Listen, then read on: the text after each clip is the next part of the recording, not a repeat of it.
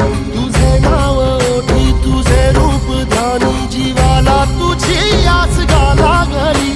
जरी बाप सा